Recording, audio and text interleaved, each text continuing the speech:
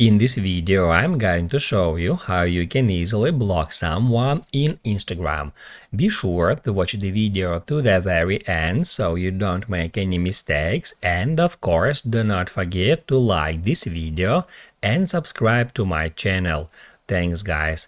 So let's get started, and first off, open up Instagram app.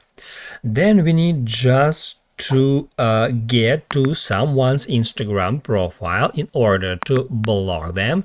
Let's say I want to block that user. So once we are at someone's profile, all we have to do in order to block them is just tap right here at these three dots and then tap at block.